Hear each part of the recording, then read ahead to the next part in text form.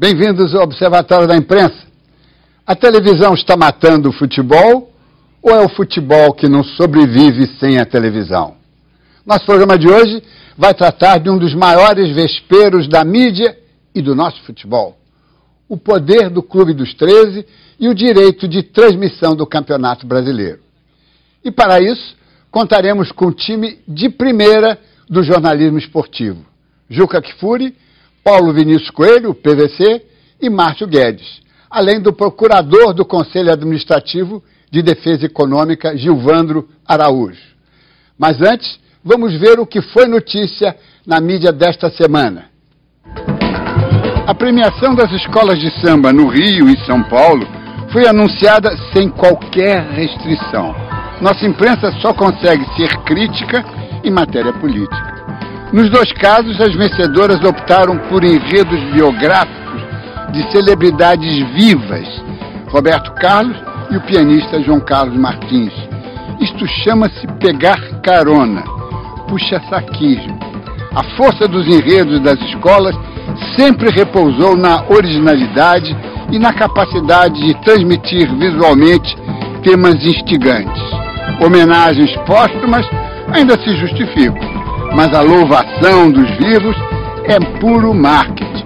No caso de Roberto Carlos, não esqueçamos que o rei mandou apreender e queimar uma biografia escrita sem a sua autorização. Morreram nas estradas do Brasil neste carnaval 213 pessoas, um aumento de 50% com relação ao ano passado. O número de feridos chegou a 2.441. É assustador, sobretudo quando se sabe que o alcoolismo e a imprudência são os grandes responsáveis pelos desastres. Mas se a mídia fosse menos burocrática e mais veemente ao noticiar os grandes desastres, seria possível criar uma consciência nacional contra este morticínio. Logo no início do carnaval, um novo acidente com ônibus em Santa Catarina matou 27 pessoas. A mídia preferiu destacar a folia e escondeu a tragédia. E a estatística só foi para as manchetes depois do carnaval. Tarde demais. A mídia brasileira mal conseguia cobrir um tsunami, a onda de rebeliões no mundo árabe. E agora se afoga num segundo tsunami, este verdadeiro, que se seguiu ao maior terremoto já sofrido no Japão e as ameaças de uma calamidade nuclear. O que é mais importante? Tudo é importante.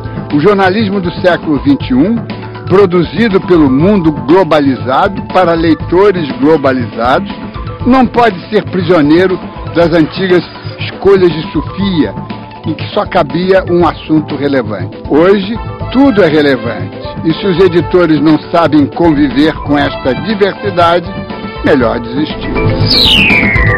Da Alemanha, a correspondente Cristiane Ramalho conta como a pressão da mídia fez com que o ministro da Defesa e provável sucessor de Angela Merkel renunciasse após a comprovação de plágio em sua tese de doutorado. Não é todo dia que uma revista de prestígio como a Der Spiegel resolve bater de frente com um tabloide como o Bild, o maior jornal da Europa. Numa extensa matéria de capa, a Spiegel chamou o Bild de incendiário e acusou o jornal de fazer matérias sensacionalistas para manipular a opinião pública. O Bild, que vende 3 milhões de exemplares por dia, reagiu com ironia e usou a capa da Spiegel para fazer campanha publicitária. No centro da briga estava Karl Theodor Guttenberg, um ministro super querido aqui na Alemanha, que estava cotado para ser sucessor da primeira-ministra Angela Merkel. Só que Guttenberg foi flagrado cometendo um plágio na sua tese de doutorado.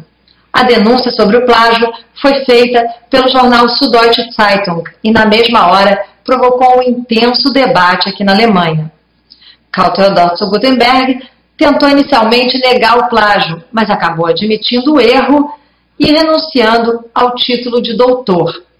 Com a ajuda de Angela Merkel e do Bild, que fez praticamente uma campanha pela permanência do ministro, ele ainda conseguiu se manter mais algum tempo no cargo. Só que a indignação no país foi tão grande e a reação da comunidade acadêmica tão forte que o ministro acabou tendo que renunciar ao cargo. Os chargistas pegaram no pé de Muammar Gaddafi. Amorim mostrou que ele ainda comanda o país com mão de ferro. Sinfrônio, do Diário do Nordeste, lembrou que a questão líbia é mesmo explosiva. Para Samuca, do Diário de Pernambuco, a paz está sofrendo nas mãos de um ditador. J. Bosco, do Liberal do Pará, foi mais além e comparou Gaddafi com a própria morte. Mas no Globo, Chico Caruso nos fez lembrar que nada como um assunto mais urgente para que o outro caia no esquecimento. Mais do que um novo cenário, nosso programa, a partir de hoje, ganha um novo formato e novas atrações. Toda semana, a historiadora Isabel Lustosa estará aqui contando um pouco da trajetória da imprensa no Brasil. E neste primeiro episódio, ela fala da importância da chegada da família real para o surgimento dos nossos primeiros jornais. Estou aqui no interior do chafariz de Mestre Valentim, no coração da Praça 15. Este monumento, construído em 1779, se destinava a resolver o grave problema de abastecimento d'água da cidade do Rio de Janeiro. Nem imprensa, nem universidade, nem fábricas conheceu o Brasil colonial. O medo do colonizador era tão grande de que aqui entrassem ideias novas através dos impressos, de que o Brasil se desenvolvesse a ponto de suas fábricas talvez virem a torná-lo independente dos produtos que Portugal mandava para cá, de que seus jovens se tornassem-se intelectuais ou pensadores que incorporassem aquelas ideias que estavam revolucionando a Europa, que exerciam um controle total sobre todas essas dimensões da vida brasileira. Foi só a partir de 1808, quando aqui chegou a corte portuguesa e o príncipe regente Dom João, que começaram a ser produzidos impressos no Brasil. A impressão régia, inaugurada em 13 de maio de 1808, data do aniversário de Dom João, tinha a finalidade de produzir, de publicar, de divulgar as notícias, as informações, os decretos, os alvarás necessários ao funcionamento do aparelho de Estado. O primeiro jornal impresso no Rio de Janeiro foi a Gazeta do Rio de Janeiro, mas ele só começou a circular em setembro de 1808. Antes disso, do outro lado do Atlântico, lá na Inglaterra, um brasileiro, Hipólito da Costa, decidiu lançar um jornal. Deu a ele o nome de Correio Brasiliense.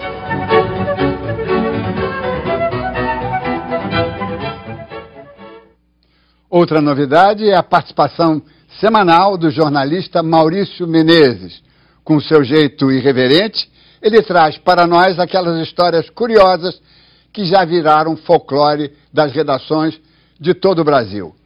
Jorge Luiz estava de plantão na redação do Globo no final de semana, de 2 da tarde às 10 da noite. Só que a rendição que pegava de 10 da noite às 6 da manhã não apareceu e ele teve que dobrar o plantão. Louco de raiva, louco de raiva. Lá pelas 2 e pouca da madrugada, toca o telefone e ele atende. É do Globo, pô! E solta um baita de um palavrão. Do outro lado da linha, uma voz pausada. Meu filho, isso não é maneira de atender telefone na redação de um jornal. Você sabe quem é que está falando aqui? Será quem é que está falando aí, pô? Eu não jantei ainda, não vem rendição para mim. Qual é o problema? Meu filho, isso não justifica. Quem está falando aqui é o Roberto Marinho. Ah, é? Pô, tu sabe quem é que está falando do lado de cá, camarada? Sei não. Graças a Deus. A televisão está matando o futebol, mas o futebol não sobrevive sem a televisão. Este axioma resume a dramática situação que se encontra o futebol brasileiro há pouco mais de 3 anos da Copa do Mundo. O último ato deste drama consumou-se na sexta-feira passada, quando foi anunciado o resultado da licitação organizada pelo Clube dos 13 para a transmissão do Campeonato Brasileiro, o Brasileirão, do próximo triênio. E por mais incrível que pareça, quem ganhou foi a Rede TV. Ganhou, mas pode não levar, porque é certo que as 2 outras competidoras, as poderosas Globo e Record, estão negociando separadamente com os principais clubes. Isto significa que dificilmente será alterada a atual situação em que os jogos de futebol têm que se adaptar às grades de programação de cada rede, o que nos leva ao absurdo horário de jogos que começam às 10 da noite nos dias da semana e 18h30 aos domingos. Então, por que estamos construindo portentosos elefantes brancos para hospedar a Copa de 2014, se o público está sendo espantado dos estádios pela televisão? Esta é a questão, mas não é a única. O dado positivo é que, pela primeira vez, entra em cena um poderoso personagem, legítimo e verdadeiro xerife, o CAD, o Conselho Administrativo de Defesa Econômica, órgão federal, cuja função é regular a concorrência. E na regulação da concorrência está a chave para resolver não apenas, mas uma série de outros impasses que atrasam nosso desenvolvimento. Uma das regulações que fazem falta é da própria mídia. A Rede TV foi a vencedora e também a única participante da licitação pelos direitos de TV aberta do Campeonato Brasileiro, promovida pelo Clube dos 13. O lance foi de R$1,548 bilhões para a transmissão dos jogos de 2012 a 2014. São 516 milhões por temporada, o dobro do que é pago atualmente. Mas a vitória da Rede TV pode não dar em nada, já que a emissora tem que dar garantias bancárias em até 30 dias. Com as duas maiores emissoras de televisão do país fora da concorrência, a licitação ficou esvaziada. Ainda assim, o presidente do Clube dos 13 está otimista. O Clube dos 13, como garantidor da operação e como fiel depositário daqueles valores. Outros problemas também ameaçam o acordo. A cisão dentro do próprio Clube dos 13 pode inviabilizar o acerto da semana passada. Vários clubes, entre eles Flamengo, Corinthians, Palmeiras, Santos, Vasco e Botafogo, já anunciaram que vão negociar em separado. Eu, junto com os presidentes dos outros clubes cariocas, entendemos que não era o momento mais de estarmos dentro dessa negociação.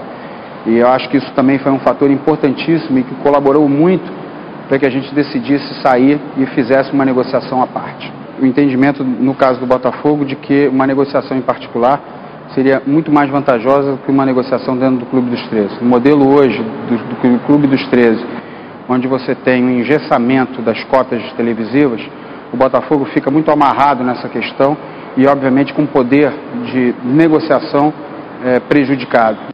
Eu acho que essa briga, nesse momento, ela está tocando justamente num paradoxo brasileiro, que eu diria que é você ter clubes de futebol que são, na justiça, legalmente, são entidades beneméritas, sem fins lucrativos, mas que são clubes que administram bilhões de reais, um montante assim, fantástico de dinheiro, né, e com jogadores muito bem pagos, e que tentam sobreviver às custas de patrocínio, que sabe que isso não é mais só a bilheteria. Antigamente viviam só de bilheteria, né? A questão toda é que os clubes estão tentando capitalizar a aproximação da Copa. Essa Copa está vindo, os clubes estão pensando, essa é a nossa grande oportunidade, que o futebol vai estar muito valorizado, vamos valorizar os direitos que recebemos hoje, né? Principalmente em TV aberta. E então eles estão apostando alto, eles estão querendo um aumento substancial nos direitos de televisão, mas de uma maneira que hoje o mercado publicitário não tem como sustentar esse aumento repentino de 90%, 100% de aumento assim, de uma temporada para outra. E o mercado publicitário está assistindo esse duelo entre os clubes, as emissoras de TV e o Clube dos 13 com muita apreensão, porque eles sabem que no fim das contas, eles que vão pagar essa conta. O Clube dos 13 foi criado em 1987 para garantir a realização do Campeonato Brasileiro, já que na época a CBF se dizia incapaz de organizar a competição. Até este ano, a entidade representou os clubes mais poderosos do país. Mas no início de março houve um lance decisivo. O Conselho Administrativo de Defesa Econômica vetou o bônus de 10% que a TV Globo tinha em relação às outras emissoras. Uma coisa muito importante que está acontecendo no futebol agora, na questão da transmissão dos direitos esportivos do Campeonato Brasileiro. Foi quebrar o poderio do Clube dos 13, quer dizer, os clubes conseguirem se posicionar para além do Clube dos 13. E 2, terem levado a discussão para o CAD. Quer dizer, sair da esfera dos tribunais esportivos, que era um mito que no Brasil que nada de futebol pode ser discutido fora dos tribunais esportivos, e levar para a regulação econômica uma questão de competição. Os direitos de transmissão dos jogos envolvem cifras altas que sustentam os clubes. O problema é que a TV vencedora passa a decidir o horário de realização das partidas.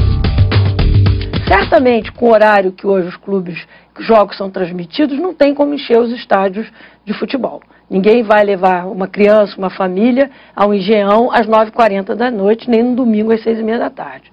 Então, o problema principal hoje em dia é que o horário dos jogos é determinado pela grade da televisão, o horário da novela, o horário dos programas de domingo, etc. Quando não deveria ser assim. Eu tenho certeza que os jogos de domingo, ao invés de serem em horários proibitivos, fossem às 3 da tarde, hoje durante as semanas, 8, 8h30, teria muito mais gente nos estádios. Agora, não é só a televisão, é questão de segurança nos estádios também. E aí tem a participação do poder público, não para dar dinheiro, mas para cumprir aquilo que prometeu. No passado existia uma ideia de que a televisão iria tirar o público do estádio, e isso não se comprovou. E outras pesquisas foram feitas que tiram o público realmente são aqueles fatores que eu tinha citado: violência, dificuldade de transporte, conforto. Né? A televisão até estimula, né? Você tem um público no estádio e um público na televisão que muitas vezes também vai para o estádio. Nessa disputa pelo maior lance, quem pode levar a pior é o torcedor. Acho que é um horário imposto, né, cara? Pela emissora que eles que fazem. Outro dia eu estava vendo o jogo ao vivo, era já, sei lá, 11h30 da noite. Podia ter alguma interrupção e tal, não é possível. Eu falei, né, muito tarde. Acho absurdo, que a gente não sabe que horário nosso time joga, né? Domingo é um horário, tem 2 horários no domingo, na quarta já é outro, muito tarde, a gente não pode ir aos estádios também, porque é muito tarde, na quarta-feira, que tem que levantar cedo na quinta para trabalhar, então eu discordo. O ideal é que o clube pudesse, a liga ou o que vier aí, negociar que se for escolhido o jogo A versus B para na televisão aberta da televisão X, o outro jogo C versus D pudesse na televisão Y, e não ir para o pay-per-view, que nem todo mundo tem dinheiro para comprar, e a rentabilidade do merchandise é diferente. Mas a gente está longe disso. Lembra que a Inglaterra chegou onde chegou? Teve uma brutal crise na Inglaterra, de segurança, morte nos estádios. Houve uma intervenção firme do poder público, mandou reformar os estádios todos, mandou modificar toda a forma que o futebol era feito, e aí renasceu um futebol na Inglaterra. Não era assim. O Brasil pode estar entrando nesse renascimento sem ter a mão forte de uma Margaret Thatcher impondo. Mas talvez os clubes estejam começando a entender que é preciso mudar, e a televisão também esteja entendendo que não adianta manter os clubes sob domínio financeiro, porque é um jogo que todo mundo sai perdendo. Então, a chave do que é importante saber é se a gente consegue um jogo que todo mundo ganha. Já estão aqui ao meu lado, no estúdio da TV Brasil, no Rio de Janeiro, os jornalistas Juca Kfouri e Márcio Guedes. Em São Paulo, também jornalista Paulo Vinícius Coelho, PVC. Em Brasília, o Procurador-Geral do Conselho Administrativo da Defesa Econômica, Gilvandro Araújo. Nosso debate começa logo depois do intervalo. O Observatório da Imprensa está de volta. Na pauta de hoje, um tema que está pegando fogo: o direito de transmissão do Campeonato Brasileiro de Futebol. Juca Kfouri, qual é o segmento? Qual é o segundo ato, né? Quer dizer, houve uma espécie de uma ficção, não é? Uma licitação, alguém ganha, mas todo mundo sabe que dificilmente a Rede TV vai levar. Na sua avaliação, que é brilhante, você conhece tudo isso de trás para... O que você espera que vai acontecer? Bom, Diniz, a primeira coisa que a gente tem que fazer, no meu caso, em relação ao telespectador do Observatório da Imprensa, é ser inteiramente transparente e dizer o seguinte: eu trabalho para 4 veículos que de alguma maneira estão interessados nessa licitação. Eu trabalho para a Folha de São Paulo e para o UOL, do Grupo Folha, que tem o UOL disputando direitos na internet. Eu trabalho para a ESPN Brasil, que está disputando direitos da TV fechada. E eu trabalho para a Rádio CBN, que é das organizações Globo. Muito bem. Isto posto, todas. Exatamente. Isto posto, deixando muito claro que eu tenho maior interesse que as empresas para as quais eu trabalho se deem bem e cada vez se fortaleçam mais, o que eu vou dizer aqui é fruto das informações que eu tenho e da minha opinião, rigorosamente desinteressado sobre quem vai ganhar ou vai perder nesse processo todo. Quero dizer o seguinte, quer dizer, para mim, e você registrou isso muito bem no seu editorial, a entrada do CAD é essencial e foi essencial. Muito mais do que em relação até a ter tirado o bônus dos 10% da TV Globo, até porque essa é uma discussão que eu acho que precisa se dar. Os chamados ganhos indiretos de você estar na TV Globo, né? O intangível a que se refere a Globo Esporte e que faz sentido, claro, né? Numa programação que é líder de audiência o dia inteiro e que distribui a marca dos clubes por toda a programação, não apenas na hora do jogo. Mas o fato do CAD ter entrado e, em comum acordo com a Rede Globo de televisão, ter acabado com o direito de preferência da Rede Globo, que transformava realmente a Rede Globo no dono do futebol brasileiro, né? E estava errado, estava errado. Não dava a possibilidade que deu agora ao Clube dos 13 de fazer uma concorrência verdadeira. Nosso problema no Brasil, né, e para isso está aí o CAD, é que os nossos capitalistas não gostam do capitalismo, né? Eles gostam mesmo é que não haja concorrência. E aí, agravado pelo fato, me parece, né, de que há o dinheiro da Rede Record de televisão, que é um dinheiro que é muito mais fácil, por exemplo, do que o dinheiro da Rede Globo, do que o dinheiro da Rede TV, da Band, né, porque é o dinheiro do dízimo, é o dinheiro da exploração da fé e da ignorância alheia. Eu não sei como é que o CAD pode entrar nisso. Me parece sempre que a Rede Record está numa concorrência, que essa concorrência é desleal por definição. Isto posto, os clubes não têm nada a ver com isso. E os clubes estão na deles, de querer tirar mais para se valorizar. Não acho que seja se dividindo que vão tirar mais.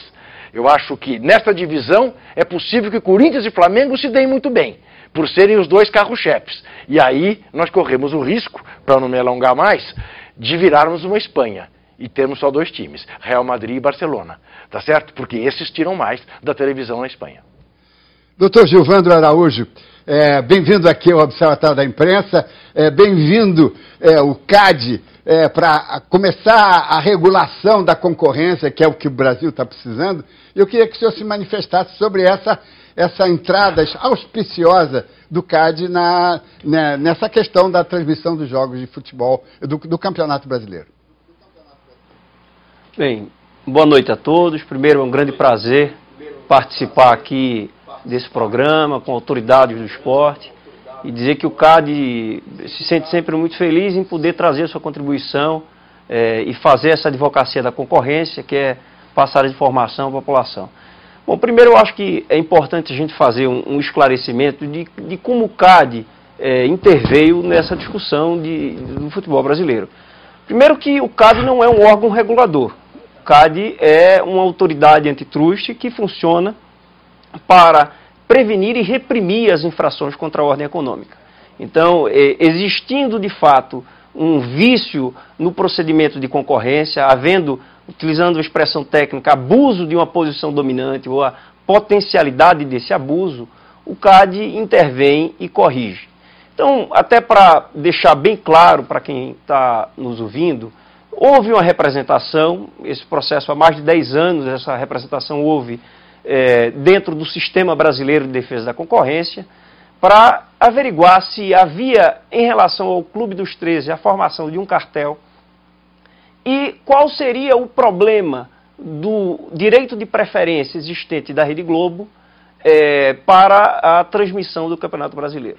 Então, esse processo tramitou durante algum tempo, ele precisou de uma nova instrução, de uma instrução complementar, garantindo a todos a ampla defesa, que é constitucionalmente garantida, e após toda essa instrução do processo, o processo já se encontrava em um estágio avançado para julgamento, mas o Conselho, ouvindo as partes, nesse ponto o CAD tem se destacado exatamente por ouvir todos os intervenientes, ouvimos as emissoras de televisão, os clubes e demais interessados, membros da sociedade mesmo se manifestaram, entendemos que era possível fazer um acordo em que se retirasse o direito de preferência da Rede Globo e que os clubes pudessem, através do Clube dos 13, negociar isso de uma forma em que todas as empresas pudessem participar, que não houvesse um privilégio em relação a um dos veículos de transmissão. E mais do que isso, que houvesse uma concorrência não só na TV aberta, mas também na TV fechada, no pay-per-view, na internet e na banda larga. Essa foi a postura do CAD, que celebrou esse acordo, e esse acordo que foi prontamente, imediatamente a Globo retirou o direito de preferência que ela tinha, ela se comprometeu junto ao CAD, e o Clube dos 13 se comprometeu a celebrar uma licitação em que contemplasse o maior número de interessados e que pudesse, de fato, fazer com que a população brasileira tivesse uma concorrência que esse mercado, os economistas chamam de mercado de dois lados, um mercado que, quando o futebol vai bem, a publicidade vai bem, a população vai bem, quer dizer, é um jogo de ganha-ganha. E eu acho que esse papel que o CAD fez, ele até agora acha que tem sido o seu objetivo atingido, porque a concorrência tem, pelo menos, se estimulado. Agora, é óbvio que a gente tem ouvido aí algumas acomodações que surgiram no mercado após a celebração do acordo, e eu acho que isso que talvez vai ensejar no futuro um outro tipo de análise, não só do CAD, como de todos os interessados nesse setor. Nós voltamos daqui a pouco falando sobre o CAD, mas eu queria ouvir a opinião do Márcio Guedes. Qual é a sua avaliação? O que você espera dessa modificação? Porque houve uma modificação, alguma coisa mudou. Odinho, sem entrar muito na parte técnica, até porque o Juca, na parte política, tem até um longo histórico sobre esse assunto, eu me coloco muito assim como torcedor, sabe?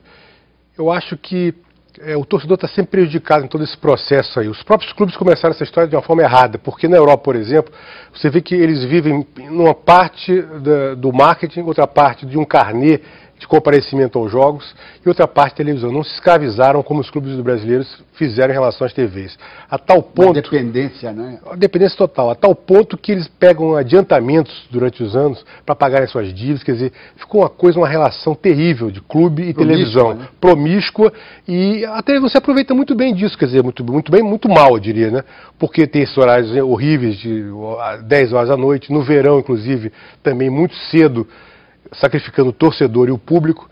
Então você vê, qualquer matéria que você faça na rua com o torcedor, a reclamação de sempre, é muito tarde, não sei o quê, fora o fato de que para comprar ingresso é uma dificuldade tremenda. Isso é claro que a televisão, nesse caso, não tem muita culpa. Mas os clubes se acomodam demais na televisão e não criam uma estrutura boa para que o torcedor vá ao estádio. Tudo bem, você pode alegar o seguinte, olha, um jogo de futebol tem milhões de telespectadores, tem 60 mil, 50 mil, 30 mil no estádio. Cada vez mais talvez seja menos importante esse número no estádio. Ocorre que o futebol vive muito a emoção do futebol, a história do futebol, a tradição do futebol está muito montada na participação do torcedor no campo. E ela é levada, ela se espalha através da televisão, dos veículos de comunicação. Então é importante que você tenha estádios cheios. Você não pode fazer um jogo de futebol com o estádio vazio e dizer o seguinte, olha, tem 1 bilhão vendo esse jogo aqui, o estádio vazio, aquele silêncio total. São jornalistas assistindo. Exatamente. Para o jogador é mais importante 10 caras vaiando ou aplaudindo ali do que os milhões que estão do outro lado. Pelo menos naquele momento porque aquele momento é um momento mágico, é um momento do futebol que justifica tudo, justifica todo esse nosso esforço aqui de melhorar horários, de melhorar a percepção do que significa o futebol para a alma do povo, para a realidade de um país. Então, só para resumir e terminando, eu acho que a partir do dia em que os clubes não forem mais tão escravos da televisão, tudo isso vai melhorar. Quanto a essa questão de Rede TV Globo, eu também acho que a Globo criou todo um quadro que é favorável a ela.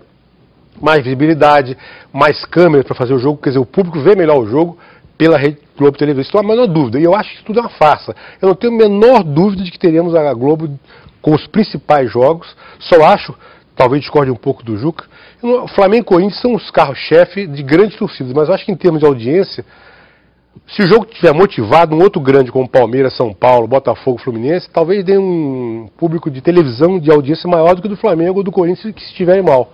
Esses clubes precisam estar motivados e bem na competição para atraírem público. Eu acho que é só questão de ter mais torcida que você vai ter mais público. Vamos a São Paulo, eu queria ouvir a opinião do Paulo Vinícius Coelho, o PVC. Bom, vamos tentar arredondar um pouco disso tudo que já se falou com propriedade. Primeiro, em relação à abordagem do Márcio, o futebol brasileiro está num processo tímido, mas num processo de mudança. E é esse o problema dessa ruptura nesse momento. Vou dar um exemplo. É fato que os clubes brasileiros se acomodaram com o dinheiro de televisão, mas é fato também que hoje o Internacional recebe em torno de 25 milhões de reais de dinheiro de televisão e arrecada 33 milhões de reais com o projeto sócio-torcedor. Ou seja, o Inter faz hoje mais dinheiro de bilheteria do que dinheiro de televisão e de patrocínio de camisa. E o Inter faz mais dinheiro de bilheteria do que o Flamengo faz de patrocínio em camisa. Então essa conta é importante entender. O CAD entra na história quebrando primeiro o monopólio e dizendo que a TV Globo tinha que dividir um torneio. A Copa do Brasil passa a ser transmitida, por exemplo, pela ESPN Brasil, a emissora para a qual eu trabalho como Juca e como Márcio. E na sequência, esse processo de licitação proposto pelo CAD, anunciado a partir da relação do Clube dos 13 com o CAD, faz com que os clubes estabeleçam um preço mínimo de 500 milhões de reais para negociação de TV aberta. Isso é um salto grandioso. Vamos lembrar, o Clube dos 13 que não serviu para quase nada e que foi muito ruim em vários aspectos nesses últimos 15 anos, ele serviu para uma coisa, aumentar o dinheiro de televisão. Porque em 96 pagava-se 10 milhões e 600 mil reais pelo contrato anual do Campeonato Brasileiro e hoje se paga 250 milhões de reais de TV aberta. E aí se salta para 500 milhões de reais de TV aberta, mais 412 milhões de reais de valor mínimo para TV fechada. Tá? Em relação ao que o Márcio está dizendo do Botafogo, e é o depoimento, por exemplo, do presidente do Botafogo, que acha que pode arrecadar mais, o Juca, para mim, tem razão. Ou seja, o Flamengo e o Corinthians podem arrecadar mais. Isso está comprovado pela pesquisa. O valor de TV fechada hoje é medido e dividido de acordo com a pesquisa de quem compra o pay-per-view. E o Botafogo não aparece entre os 10 maiores. Não é por outra razão que a Globo, nesse momento da negociação solitária, acena para Corinthians e Flamengo com alguma coisa na casa de 80 milhões de todo o dinheiro que vai aparecer, e o Botafogo está perto de fechar a TV aberta por 30 milhões. E o Curitiba está fechando por 27 milhões. Porque o tamanho da torcida e o peso de audiência é diferente. Então vamos chegar no consenso. O que aconteceu na Europa? Você pega o exemplo inglês, que a Helena Landau falou com tanta propriedade agora há pouco. Os clubes negociam juntos, certo? E isso dá força a eles.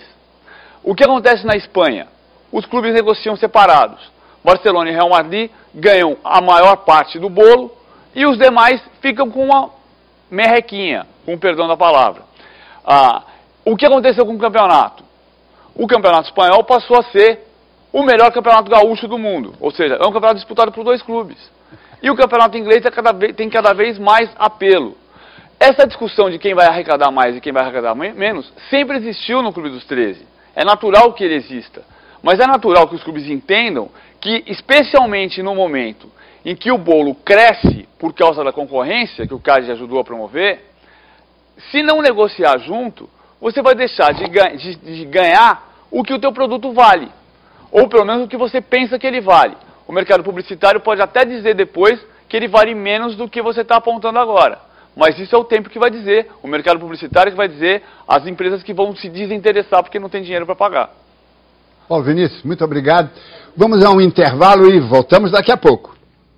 Voltamos com o último bloco do Observatório da Imprensa e com o nosso debate sobre o Clube dos 13, a mídia e os direitos de transmissão dos principais campeonatos de futebol do país.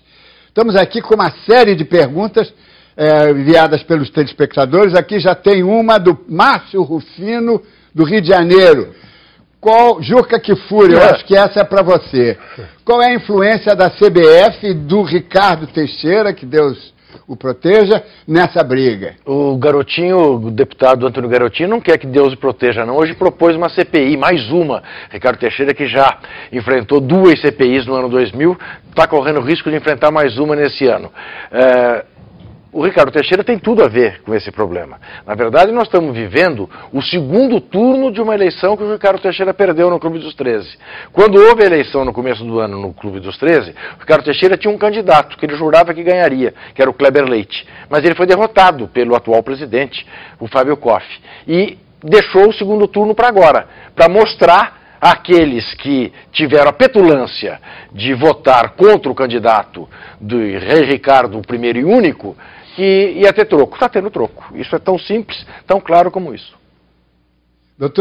Doutor Gilvandro Araújo, o CAD, evidentemente, que não vai entrar, digamos, nesses meandros da política esportiva, mas toda a cartolagem do esporte no Brasil, não é? De alguma forma, isso tem que ser examinado. Eu pergunto, e aí como um mau entendedor de futebol que eu sou, porque eu torço para o América, são 6 torcedores, quer dizer, pode imaginar. Mas eu queria saber, o CAD está examinando esse contexto político todo que envolve o futebol brasileiro? Posso acrescentar uma perguntinha? Claro. Só uma, doutor Evandro. Em relação a essa questão do dinheiro da igreja, a igreja é um competidor, digamos assim, leal quando a gente está falando de uma competição entre empresas?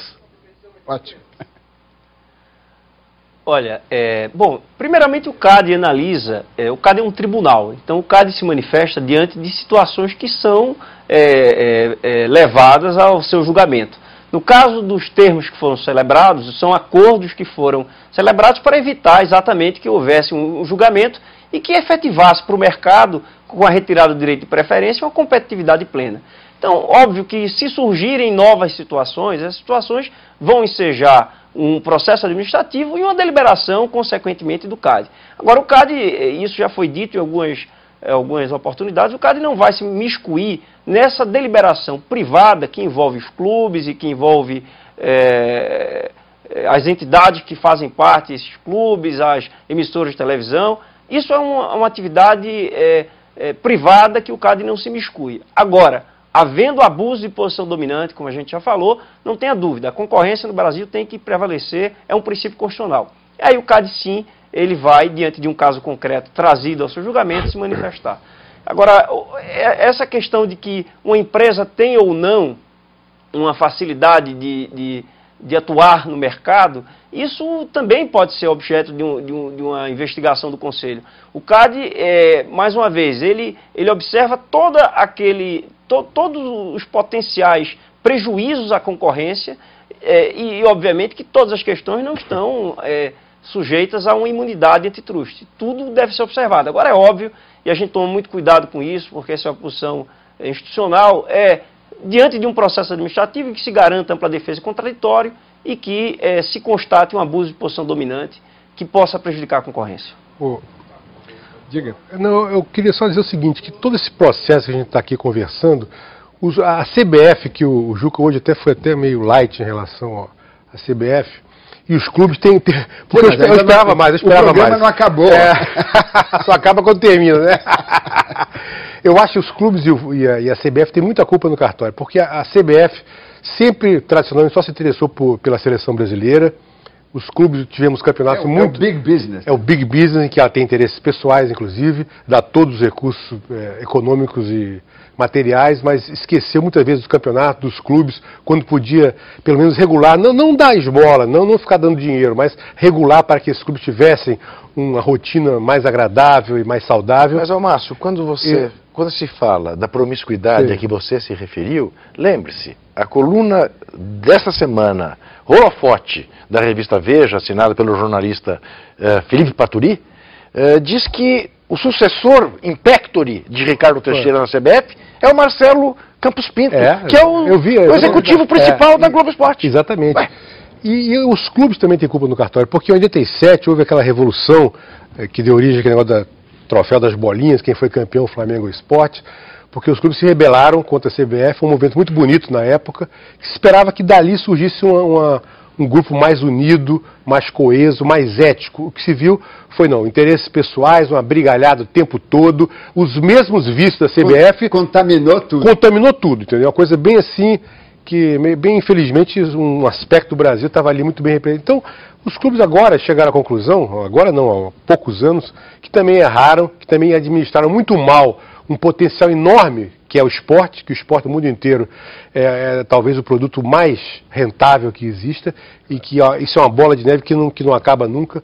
É a emoção do mundo todo, seja nos Estados Unidos, com o basquete, com o beisebol, seja no futebol. Foi muito mal administrado, se entregaram às TVs, então é hora de cada um fazer o seu meia-culpa. E quem sabe agora, essa confusão toda, que eu confesso que não estou entendendo muita coisa que vai acontecer agora nas próximas reuniões, Rede TV, o padre lá, padre não, bispo, né? Bispo.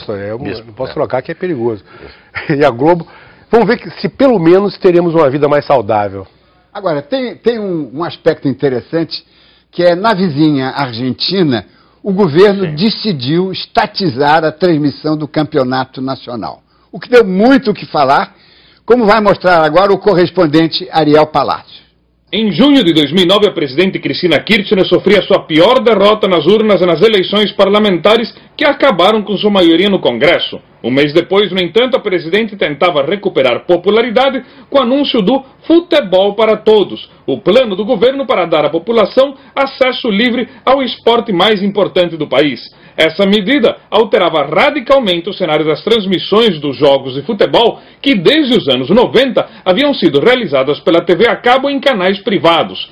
A mudança ocorreu quando, em 2009, os clubes de futebol à beira da falência pediram, por intermédio da Associação de Futebol da Argentina, AFA, um aumento do pagamento ao canal de TV a cabo TIC, que tinha os direitos das transmissões dos jogos. Nesse momento, o ex-presidente Néstor Kirchner, marido da presidente Cristina e considerado na época o verdadeiro poder no governo da mulher, ofereceu triplicar a quantia paga pela TIC ao propor o pagamento de 150 milhões de dólares por ano até 2019.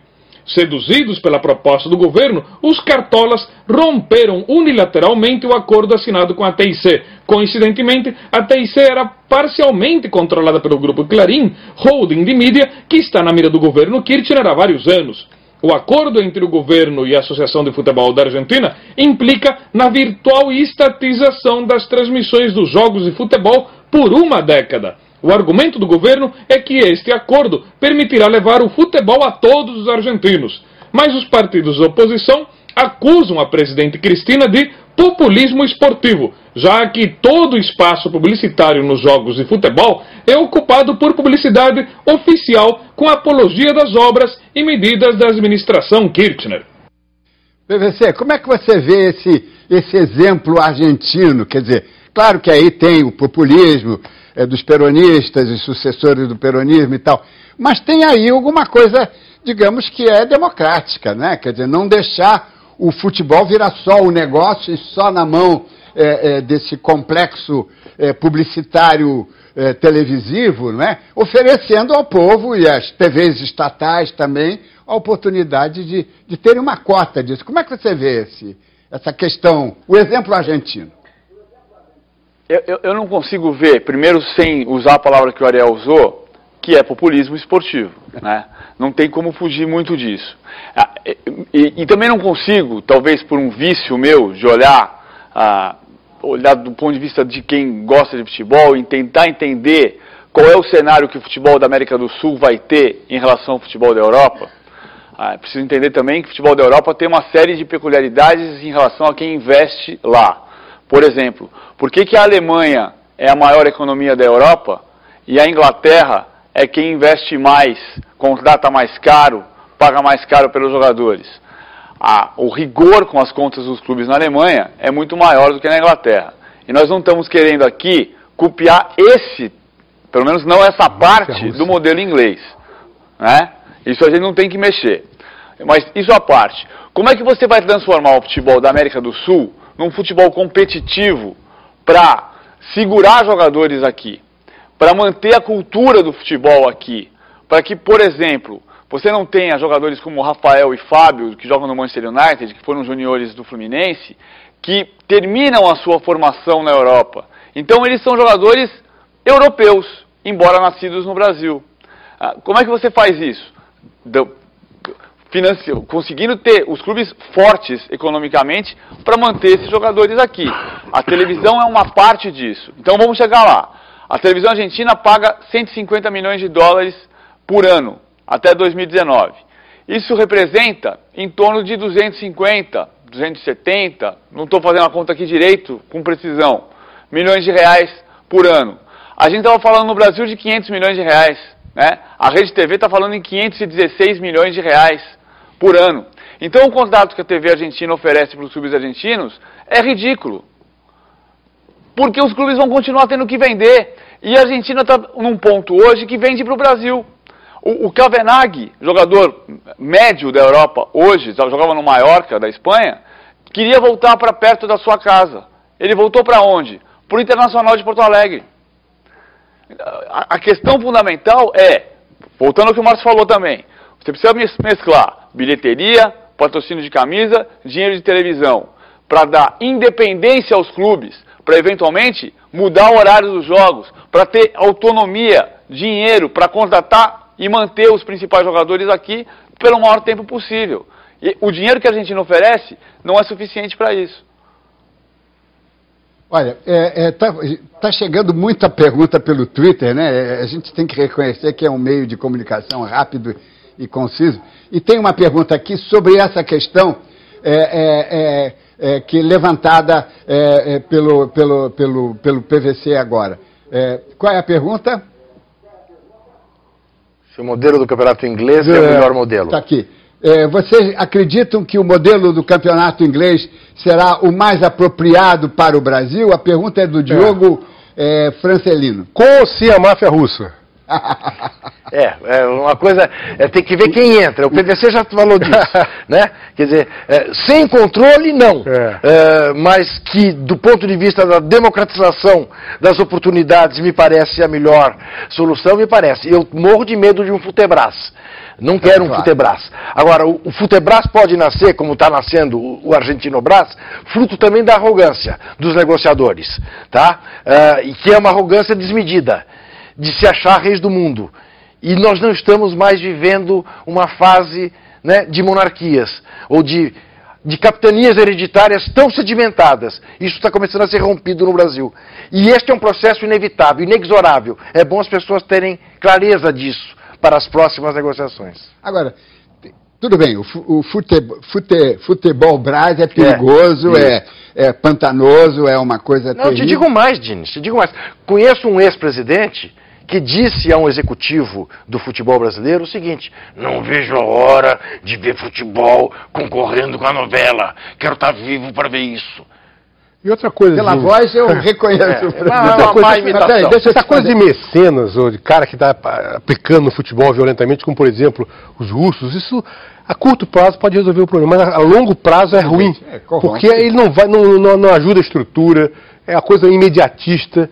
Entendeu? Mas, Márcio, eu queria te perguntar uma coisa aqui, puxando a sardinha, não para o meu lado, mas para a TV pública. Quer dizer, esse modelo argentino poderia ajudar as TVs públicas brasileiras a ficarem com um direito de exibição posterior, sei lá, alguma coisa, para que o futebol não fosse um evento comercial. Não fosse Quer dizer, pudesse ser considerado como uma notícia que é coberta equitativamente, isonomicamente, por toda a mídia, não é? Especialmente num país como o Brasil, em que o futebol é a paixão popular número um, em que há um compromisso recíproco, todo mundo quer o futebol, né? Pois é, quer dizer, não ficar só no business, né? Exatamente, eu acho que a TV pública devia participar mais, tem condições para isso, ela não pode se impor por ser uma coisa estatal, mas ao mesmo tempo não pode ser prejudicada também por um oligopólio econômico que tem outros interesses paralelos na verdade, que ao verdadeiro interesse do povo brasileiro, em última análise. PVC, como é que você acha que essa questão, tem alguma coisa para aproveitar dessa fórmula argentina, não? Em benefício do torcedor, em benefício da TV pública também? Talvez se você conseguisse uma fórmula de ceder um pedaço do campeonato para a TV pública, eu não consigo acreditar que não tenha... A gente está chegando ao ponto da concorrência, que é o que o cara ajudou a fazer. Talvez você ter a democratização de um pedaço do campeonato, de um número de jogos, uma porcentagem do campeonato, que pudesse ser liberada para a TV pública. Eu queria, não sei se a TV Brasil transmitiu a Série C no ano passado, exatamente, os jogos decisivos. Sim, exato. Acho que mais grave, aí na esteira do que o Diniz disse, é o seguinte, por exemplo, você ter, como já aconteceu, da TV Globo ter os direitos da transmissão na seleção brasileira, o horário não lhe ser conveniente, o jogo não ser de grande... E aí não transmitir o jogo. E aí é a hora da TV pública entrar, sem dúvida nenhuma. Não é porque não concorre com a TV Globo e pode transmitir. O torcedor tem o direito de ver. Fica beneficiado, ele fica com um leque de opções. Exatamente. Porque é profundamente desagradável, digamos, a Globo ou qualquer outro ter o poder sobre aquele pacotaço, mas escolher, não, só vou transmitir esse. Os outros ninguém vê então, porque eu comprei e ninguém vê. Eu acho que isso é uma coisa injusta, desagradável, antipática. Não é? Antipática. Não é verdade? Arrogante. Arrogante, o PVC, dá uma palavrinha final sua, que nós estamos em cima da hora.